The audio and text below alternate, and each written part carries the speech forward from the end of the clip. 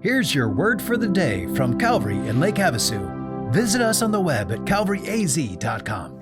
Hello, Calvary. I have your word for the day as we continue our Advent series. We're in the book of Luke, chapter 2. So Luke sets the account of Jesus' birth in its historical context. Caesar Augustus ordered that the people of the world be counted and registered. The original readers would know the specific census that Luke is referring to because he records that it was during the Syrian reign of Quirinius.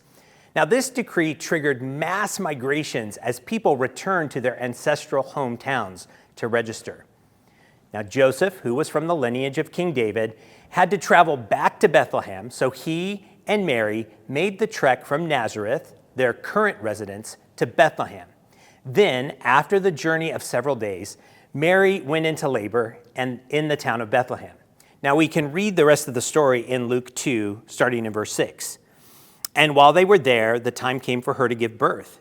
And she gave birth to her firstborn son and wrapped him in swaddling cloths and laid him in a manger because there was no place for them in the inn.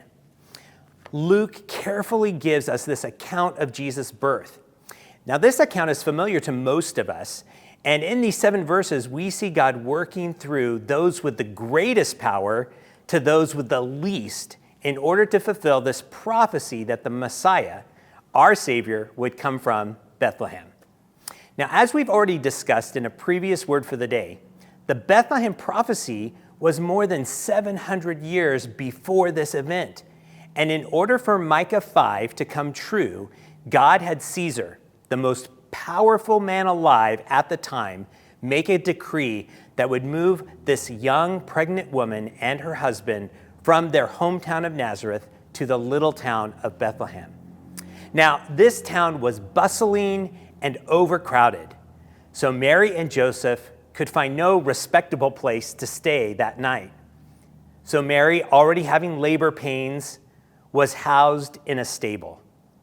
And the most unlikely birthplace for a king, let alone Jesus, the God-man. She wrapped Jesus in some cloths and laid him in a manger, the humblest of beginnings for the Savior of the world. So how can we apply this account of Jesus' birth to our life today? Let me suggest that this month we make more room for Jesus in our lives. Like the town of Bethlehem, our lives are bustling and overcrowded. We've got something scheduled every single minute of December.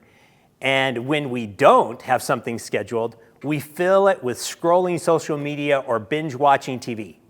Let's not be like the innkeeper who had no room for Jesus. Let's carve out some space this Christmas for Jesus. Don't let the hustle cause you to stop reading the Bible. Don't let the crazy schedule that you have keep you from attending worship service on the weekends. Don't let the onslaught of family time lead you to anxiety and bitterness. Don't let the preoccupation with the gifts and the parties push out trusting in Jesus and celebrating his birth. Make room for Jesus in your heart, in your life, and in your schedule this Christmas week. Have a Merry Christmas, Calvary.